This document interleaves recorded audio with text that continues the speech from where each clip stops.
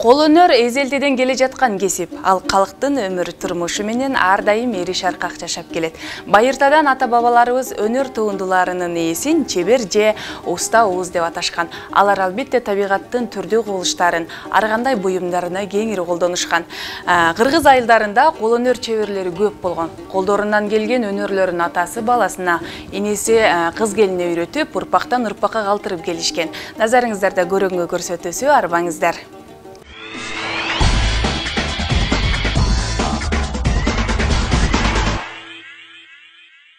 Кол өнөрчүлөр негизинен жөнөкөй материалдардан жана карапайым буюмдардын жардамында турмушка керектүү болгон бардык буюмдарды жасашат. Анын ичинде табигый таза тоонун жыгачтарынан төркүн түстүү сандыктарды жасап да келишет. Ар бир кол өнөр туындусу өз доорунда маданияттын үлгүсү жана ата-бабаларыбыздан бизге келе жаткан салттуу өнөрүнүн накта көрүнүшү. Дал ушундай улуттук буюмдарды жасоочу кол өнөрчүлөрдүн бири Төлөн ата.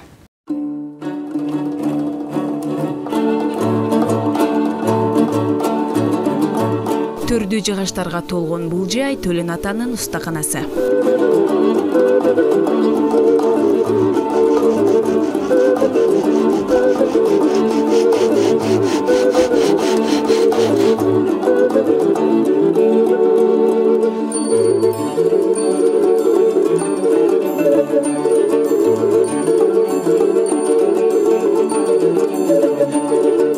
Өлбөй турган эмгек айтылбай туруп иштелет эмеспи? Устагерчиликтин өз алдынча белгиси бар. Өнөрпоздук тойма артык. Салттуу буюмдарыбызды кайрадан чыгарып турууга уста Төлөн ата өз салымын кошуп келет. Албетте, чебердин жасаган ар бир буюму эл керегине жарап тургандыктан, мыкты буюм үчүн ар бири терең ойлонуусу керек дейт.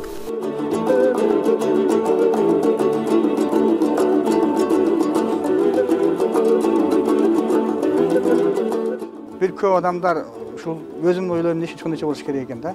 Бир нерсени ойлоп же табыш керек экен, же иштеш керек экен, аракеттениш керек экен. Антпесең жашоо турмуш дегендей жакшы өнүкпөйт экен да. Ошон үчүн энди аракеттениш керек экен. Сандык бул кыргыздын улуттук кийим сактоочу буюму болуп эсептелет. Ага көбүнчө жагдан, кездеме, кийим-кече, үй буюмдары сакталат. Сандыкты үйдүн эпчи жагына же болбосо төрүнө коюп, үстүнө жүк жыйылат.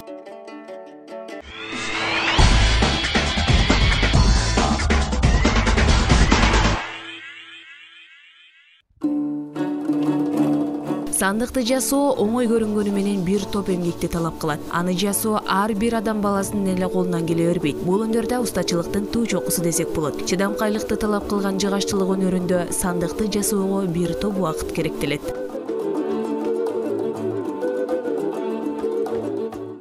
Бул ортосундагы тешиги болот. Ошону ачышым керек. Биринчи, анан кийин экинчиден дагы башталат ал жагы.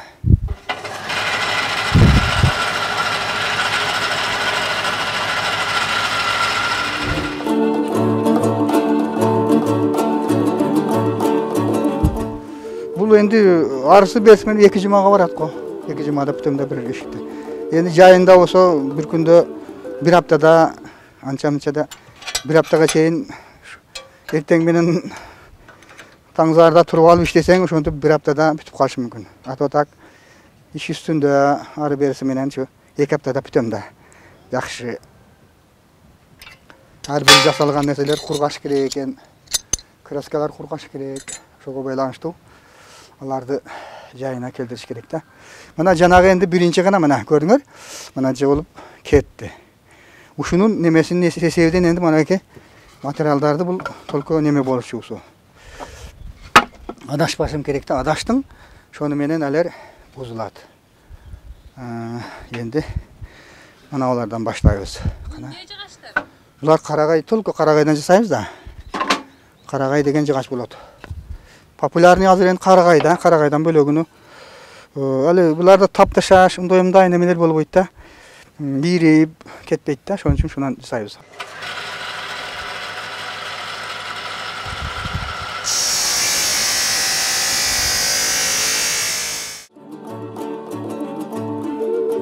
Азыркы сандыктардын өлчөмү узундугу 100-130 сантиметр, туурасы 60-70 сантиметр болсо, бийиктиги 60-80 сантиметрге чейин болот. Үй ичине көрүк берүүчү бул буюм жыгачтан 4 бурч жасалып, анын сырты көрүнүшү кооздолуп сырдалат. Ал эми бет жагына оймо чийме түшүрүлөт же жука калай менен капталат.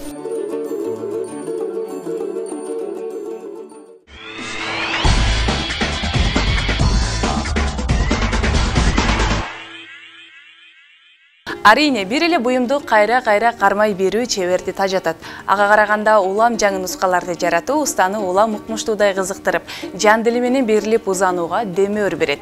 Түркүн чыгармачылыкта жыгаштын ички сырларын мыктап туят. Жыгаччылык өнөрү менен Төлөн ата көптөгөн жетишкендиктерди багындырган. Сандыктан сырткары түрдүү буюмдарды жасап, үй бүлөлүк каржы маселесин да чечсе болоорун айтат.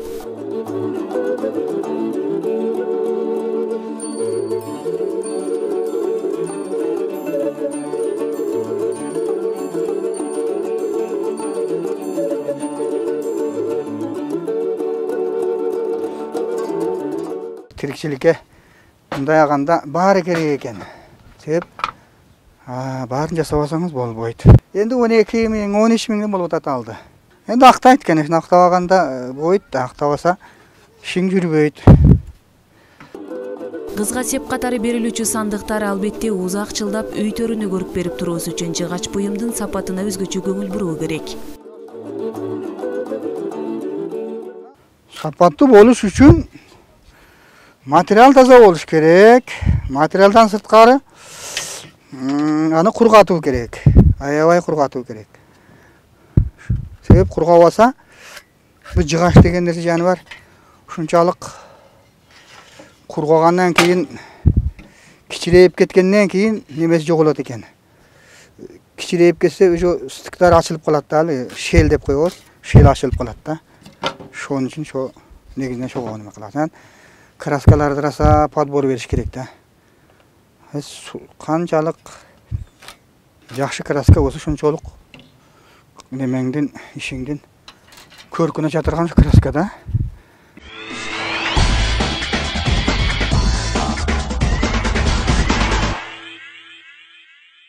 Сандыктын көчмөн элдерде мына кийинчилик эле киргендигин байкаганга болот. Себеби көчмөн эл эч убакта мындай айталык атка төөгө жүктөп өзү менен кошо баягы көчүп конуп ала жүргөнгө ыңгайсыз буюмду мындай пайдаланган эмес да. Ийилчек, баягы таңганга, орогонго, жүктөгөнгө ыңгайлуу болгон буюмдарды пайдаланышкан. Бирок акырындык менен баягы элдин арасынан чыккан бай адамдар, колунда бар адамдар, алардын демек мындайча айтканда кымбат баалуу буюмдар да көбүрөөк болуп, ошону мындай жоголбосун, ишеничтүү сакталсын деген максатта сандыкка салып, аны кулпулап, аны беките башташкан да. Анан мына усталардын пайдаланган териден жасалган көмүркөй деп аталган чакан, ал сандык деп айтышка болбойт. Үкөк сыяктуу да. Мына азыр ушул жерден мен эсиме түшүп атат. Биздин нукура өзүнүн сөзүбүз үкөк. Себеби мен үкөктү нукура өзүбүздүн сөзүбүз деп аткан себебим бул сөз 11-кылымда жазылып калган. Махмуд Кашкарынын Девалуат ат-Турк деген сөздүгүндө да кезигет да ушул нерсе. Анан ошол үкөк сыяктуу төөнүн көбүнчө мындай төөнүн териси башка малдын терисине караганда өзүнүн бекемдиги, калыңдыгы менен айырмаланат. Ошон үчүн баягы усталардын колдонгон көмүркөй деп аталгандагы чакан немеси болгон. Ушундай үкөкчөсү болгондо сандыкчасы болгон.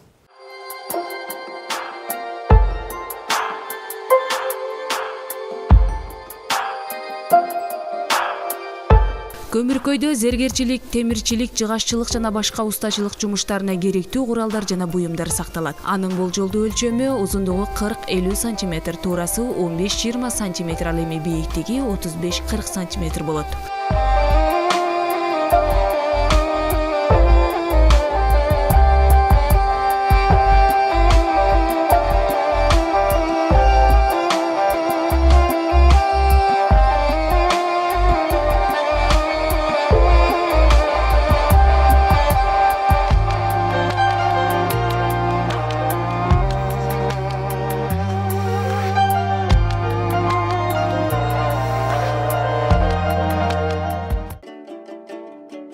Көмүркөй аспап куралдар сакталуучу сандыкча. Бул темирден да, жыгачтан, шириден да болот. Ар кандай көлөмдө жасалат. Көмүркөйдү усталардын зергерчиликке, ат жабдыктарына, жыгаччылыкка жана теричиликке, өрүмчүлүккө, таш чегүүчүлүккө байланыштуу узана турган ар кандай аспап куралдары менен жасала турган буюмдардын жердиктери сакталат.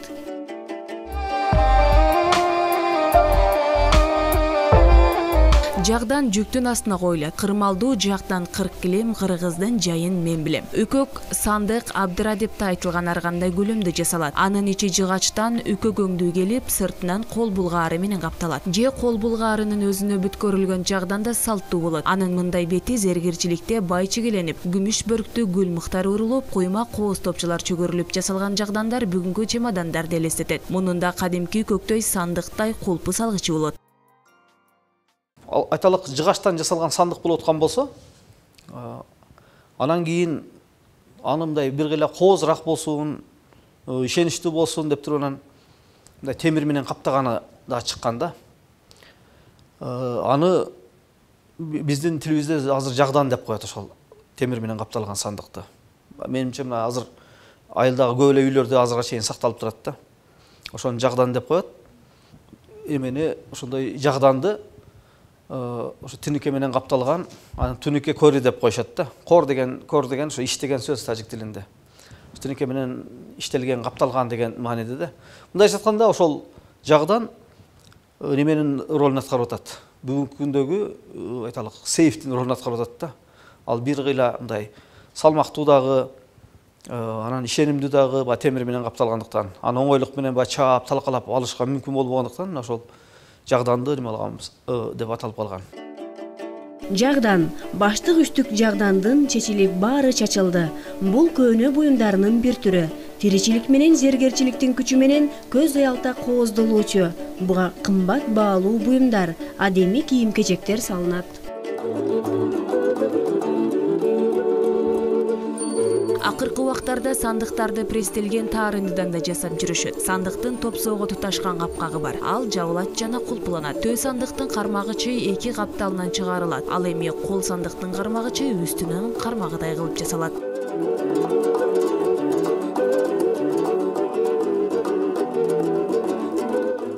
Сандыктын экинчи өмүрү башталды деп айтсак жаңылбайбыз. Себеби усталар мурунку караганда абдан сапаттуу дагы, кооз дагы, анан улуттук бир оюмдар менен, орнаменттер менен кооздолгон сандыктын түрлөрүн чыгара башташты. Ушунун өзү кайрадан сандыктын шаардыктардын деле үй тиричилигинде үйүнөн орун алып, татыктуу орун алып туруп, кыздардын себине берилип, кайрадан баягы сандыктын экинчи жашоосу башталганын байкоого болот.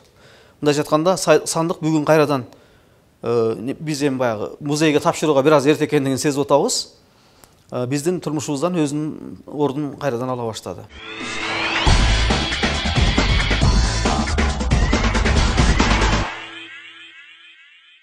Күндөлүк тиричилик жашообузга урунууга шарттуу буюмдар, идиш-аяктар менен катар уникалдуу жана утилитардуу нускаларды түзүү, жаратуу колунан көрүү төгүлгөн чеберлердин гана колунан келет эмеспи? Андыктан ата мурасын улап, келе жаткан чебер колдуу өнөр ээлери арбын болсун деген жакшы тилек менен көрүүгө көрсөтүү сөз берүүсүн жыйынтыктайт. Келерки берүүлөрдөн амандашканча саламатта калыңыздар.